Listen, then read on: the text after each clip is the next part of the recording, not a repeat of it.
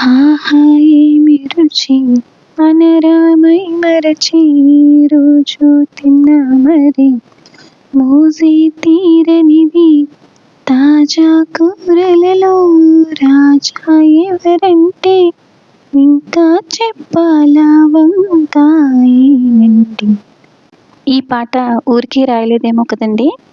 వంకాయ కూర తినాలంటే కొంతమంది అపోహపడతారు, దురదలొస్తాయి, ఇంకేదో ప్రాబ్లమ్ అవుతాయి అని. కానీ చేసే స్టైల్ కరెక్ట్‌గా ఉంటే వంకాయ రోజు తిన్నా ఏమీ అవ్వదండి.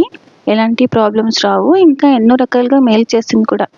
సో, మరి ఈ వంకాయని ఎలా చేసుకోవాలో చూసేద్దామా?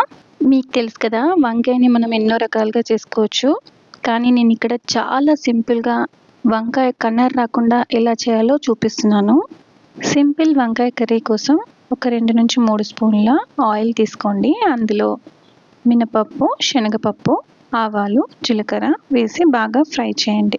అవి చిటపటలాడుతున్నప్పుడు లైట్‌గా పచ్చిమిర్చి వేసుకోండి. ఆనియన్ తినాలనుకునేవారు దట్టంగా ఆనియన్ వేసి ఫ్రై చేసుకోవచ్చు. నేనిక్కడ ఆనియన్ తీసుకోవట్లేదు. వంకాయ కలర్ మారకుండా ఉండడానికి ఎప్పుడైనా కట్ చేసుకున్నప్పుడు ఉప్పు నీటిలో నానబెట్టాలి. ఇది అందరికీ తెలిసిన విషయమే అయినా కూడా రిమైండ్ చేస్తున్నాను. సో, అలా నానబెట్టుకొని తీసిన వంకాయని ఇప్పుడు ఇందులో ఫ్రై ప్యాన్‌లో వేసుకున్నాను. వంకాయకుండే చిరు చేదుని, ఈ ఎలర్జీ సమస్యలను తగ్గించడానికి ఫస్ట్ కొంచెంగా చింతపండు గుజ్జులో నానబెట్టేసుకోవాలండి వంకాయని. అంటే ఫ్రైలా ఉడికించాలనమాట వంకాయని.